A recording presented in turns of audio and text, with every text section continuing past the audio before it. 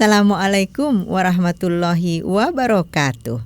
Sahabat keluarga, sayang keluarga, dimanapun saling menjaga. Kita berjumpa kembali dengan podcast Saga yang kali ini membawa tema apa sajakah tren kekinian untuk penuhi hak anak. Sahabat keluarga, belakangan ini banyak sekali fenomena-fenomena di tengah-tengah masyarakat yang terjadi, yang kita rasakan, baik kita sadari maupun mungkin saja kita tidak sadari. Sebenarnya banyak di antara aktivitas tersebut justru memenuhi hak-hak anak. Sebelum kita bahas lebih lanjut, ayo kita ketahui terlebih dahulu apa sajakah hak-hak anak itu. Menurut Konvensi Hak Anak dan menurut Undang-Undang Nomor 35 Tahun 2014 yang merupakan perubahan dari Undang-Undang Nomor 23 Tahun 2002 tentang perlindungan anak, disebutkan bahwa hak anak meliputi hak hidup, hak tumbuh kembang, hak perlindungan, dan hak berpartisipasi. Untuk memenuhi hak-hak anak tersebut, Pemprov DKI Jakarta memiliki komitmen yang tinggi dimulai dari pembangunan jangka menengahnya RPJMD 2017-2022 dan setiap tahunnya dielaborasi menjadi kegiatan strategis daerah. Yang lalu kemudian kegiatan strategis daerah itu disingkat dengan KSD, diberi nomor 13, KSD 13, tentang pencegahan dan penanganan tindak kekerasan terhadap perempuan dan terhadap anak.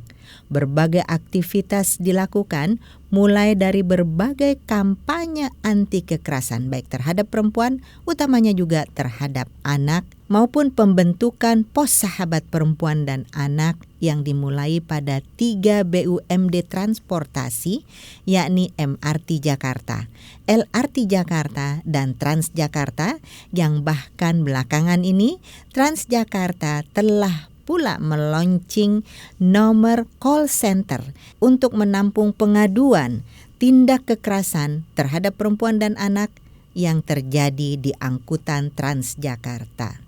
Selain hal tersebut, Pemprov DKI Jakarta melalui Dinas PPAPP sudah meluncing pula dan sudah mulai melayani pada Pusat Pelayanan Keluarga atau PUSPA berbagai aduan-aduan maupun berbagai keluh kesah melalui konseling secara online dan dilakukan secara cuma-cuma tentunya melalui website puspa.jakarta.go.id. Berbagai aktivitas kolaboratif dengan perguruan tinggi juga telah dilakukan, diantaranya dengan adanya pemilihan duta mahasiswa anti kekerasan yang nantinya para mahasiswa Dumas ini, duta mahasiswa anti kekerasan ini juga menjadi pembina bagi forum anak di masing-masing kota dan kabupaten seprovinsi DKI Jakarta. Aktivitas-aktivitas yang dilakukan baik berkolaborasi dengan BUMD, dunia usaha, perguruan tinggi, lembaga pemerhati perempuan dan anak, organisasi perempuan, dan organisasi-organisasi lainnya telah menyediakan berbagai informasi yang lebih mudah diakses dan juga pelayanan-pelayanan kepada masyarakat yang pada akhirnya mendapatkan pengakuan baik dari KPAI maupun dari Kementerian PPPA, di mana pada bulan Juli yang lalu Pemprov DKI Jakarta berhasil menjadi double winner. Yang pertama adalah kategori pemerintah provinsi yang memiliki komitmen terhadap perlindungan anak dan pelaporan berbasis Sistem Informasi Monitoring dan Evaluasi Pelaporan SIMEP Perlindungan Anak dari KPAI. Yang kedua adalah Provinsi Layak Anak Profila dari Kementerian PPPA Republik Indonesia. Pada bulan Juli yang lalu pula, tepatnya pada tanggal 23 Juli setiap tahunnya, kita bersama-sama seluruh komponen bangsa di seluruh Indonesia merayakan Hari Anak Nasional atau HAN. Peringatan Hari Anak Nasional tentu saja memiliki makna yang sangat spesial, utamanya bagi anak-anak dan juga bagi keluarga-keluarga yang memiliki anak-anak, di mana pada momentum itu kita senantiasa diingatkan kembali bahwa pemenuhan hak-hak anak ini menjadi hal yang sangat utama dan pertama yang harus kita hadirkan di tengah-tengah keluarga kita masing-masing. Berbagai catatan yang ada baik dari KPAI maupun dari lembaga-lembaga pemerintah termasuk Dinas PPAPP melalui P2 TP2A masih saja terjadi pelanggaran-pelanggaran atas hak anak, masih saja terjadi tindak kekerasan terhadap anak. Tentu hal ini memprihatinkan kita bersama dan juga saya harapkan dapat membangkitkan kebersamaan kita untuk memerangi dan untuk meniadakan tindak-tindak kekerasan terhadap anak. Jika kita ingin memenuhi hak-hak anak, sebenarnya bukanlah hal yang terlalu sulit. Tergantung bagaimana kita menyikapi keseharian kita bersama anak-anak yang ada di sekitar kita. Baik itu anak kita sendiri maupun anak-anak orang lain.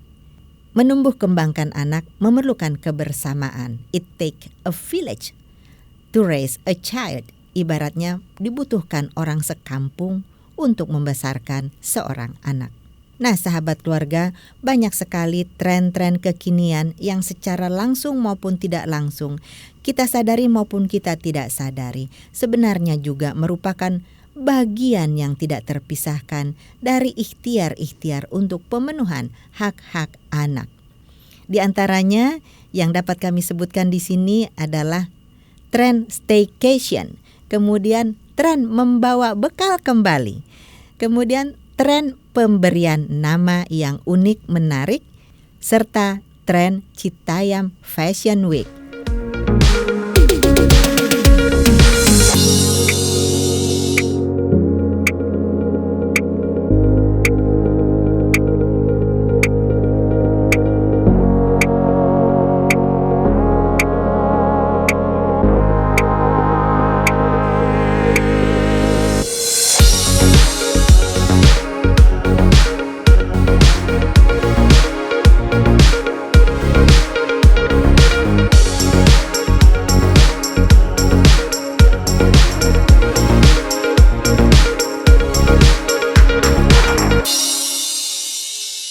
Nah, sahabat keluarga, kenapa keempat hal tersebut dapat dikatakan menjadi ikhtiar ataupun hal-hal yang secara langsung maupun tidak langsung, disadari maupun tidak disadari, menjadi ikhtiar untuk pemenuhan hak-hak anak. Staycation misalnya. Staycation itu diidentikan dengan suatu keadaan atau suatu aktivitas keluarga maupun pertemanan, teman-teman sepertemanan yang stay di tempat-tempat menginap seperti hotel, resort maupun lodgement dan tempat-tempat menginap lainnya. Dan selama melakukan menginap bareng tersebut dilakukan pula upaya-upaya bermain bersama, beraktivitas bersama yang menyenangkan, yang menggembirakan dan tentu saja membahagiakan bersama. Melalui aktivitas staycation semacam ini tentu pemenuhan hak-hak anak diantaranya adalah hak berekreasi dan juga hak mendapatkan kebahagiaan, mendapatkan situasi yang menyenangkan, ini dapat terpenuhi.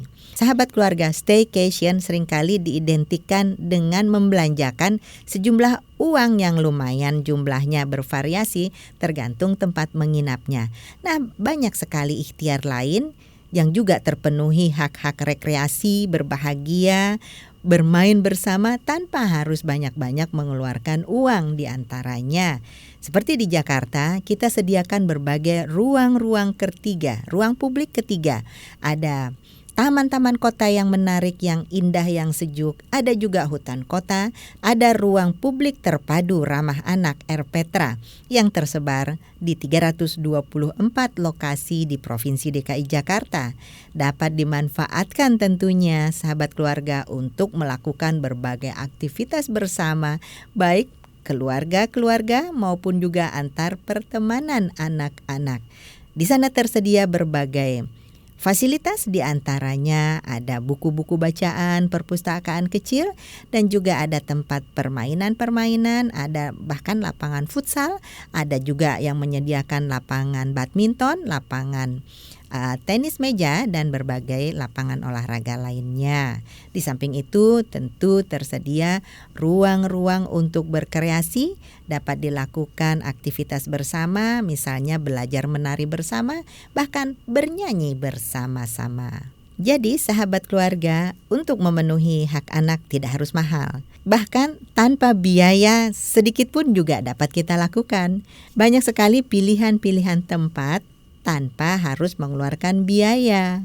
Nah, sahabat keluarga, untuk memenuhi hak anak, terutama untuk berekreasi, untuk bergembira bersama, bermain bersama, tidak harus semuanya dengan mengeluarkan biaya.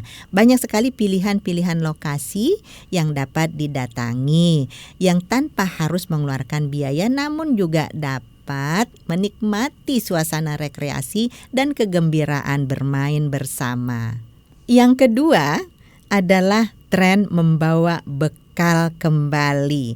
Membawa bekal untuk anak-anak dulu zaman saya itu merupakan sebuah keniscayaan, merupakan sebuah keharusan. Namun kemudian tren ini sempat menghilang karena adanya kantin-kantin di sekolah.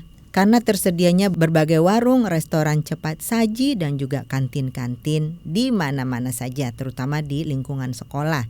Nah, begitu di era pandemi 2 tahun ini, kemudian para orang tua kembali ngetren untuk membekali anak-anaknya ke sekolah dengan bekal yang dibuat sendiri dari rumah.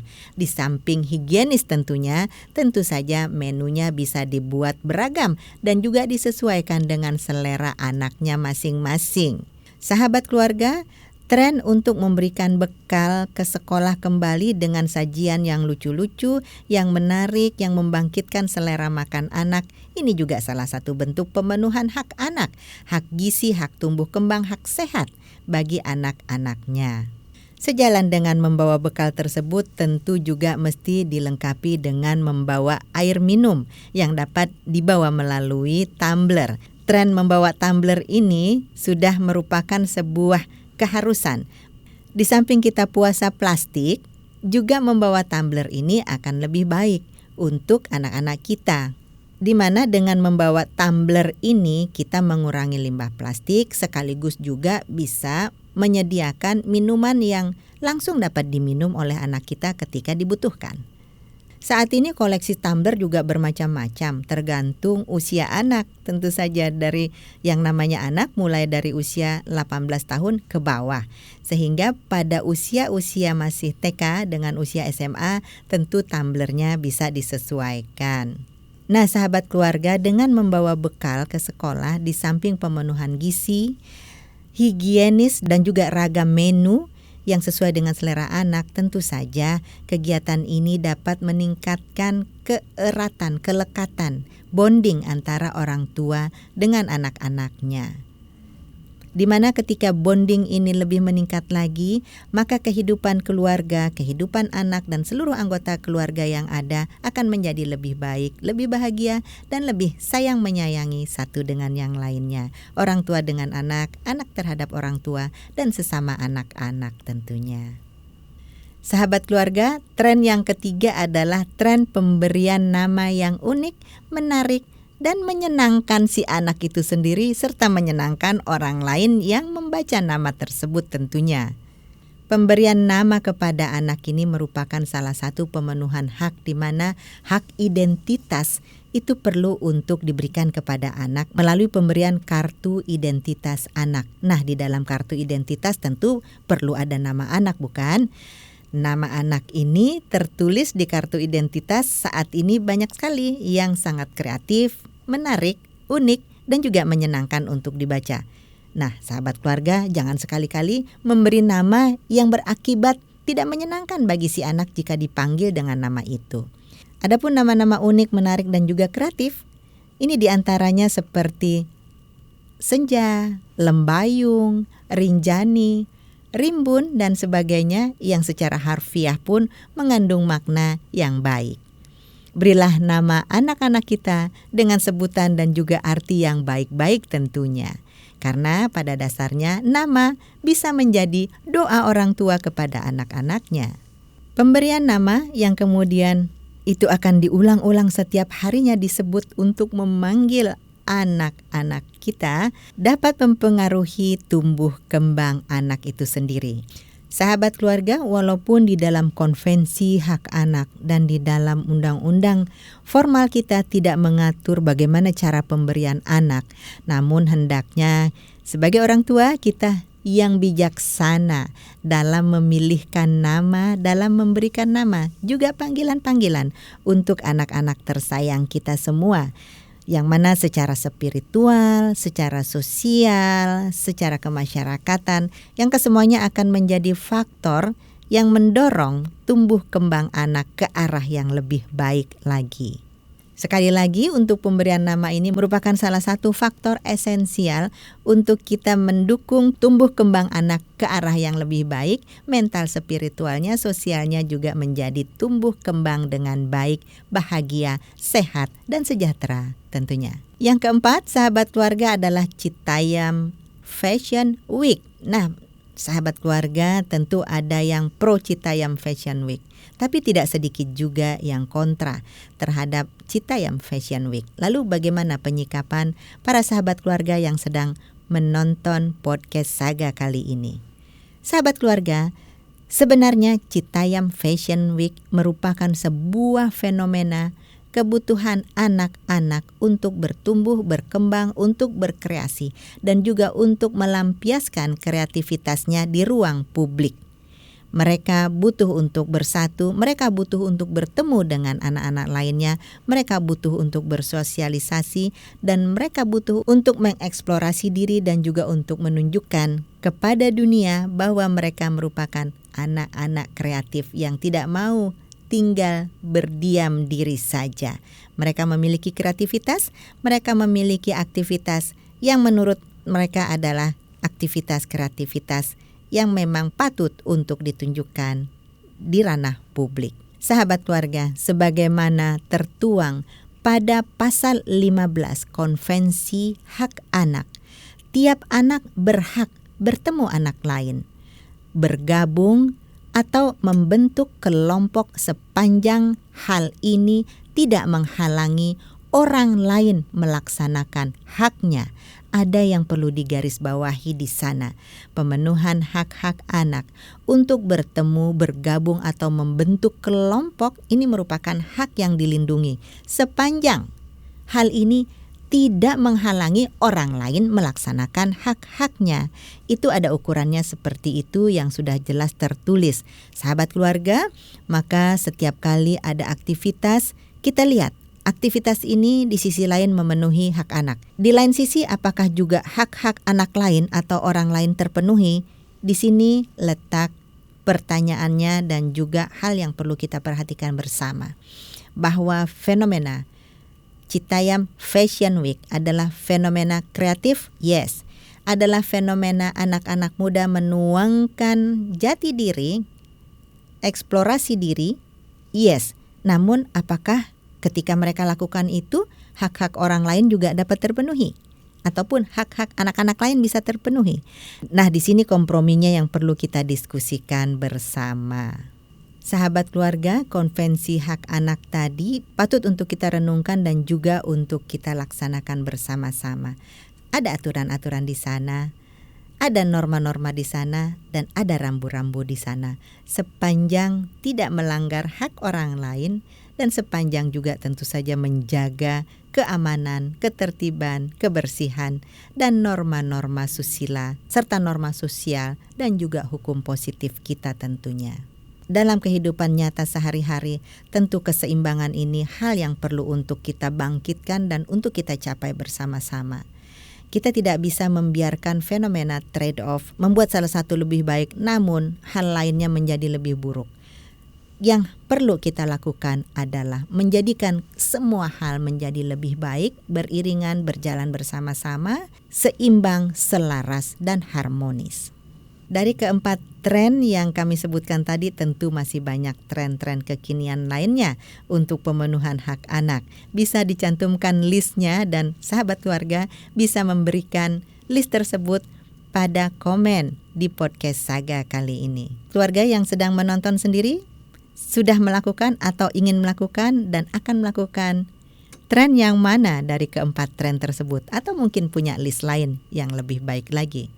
Nah, sahabat keluarga, silahkan untuk meninggalkan pesan, silahkan untuk meninggalkan komen dan saran-saran apa saja tren kekinian yang masih dapat kita eksplor, dapat kita lakukan bersama-sama untuk pemenuhan hak-hak anak-anak tercinta kita. Silahkan tinggalkan komen dan juga tentu saja silahkan share, subscribe dan juga like ya podcast Saga kita kali ini. Terima kasih sekali lagi atas kebersamaan dan kesetiaan sahabat keluarga yang telah mengikuti podcast Saga ini. Terima kasih, sampai jumpa. Assalamualaikum.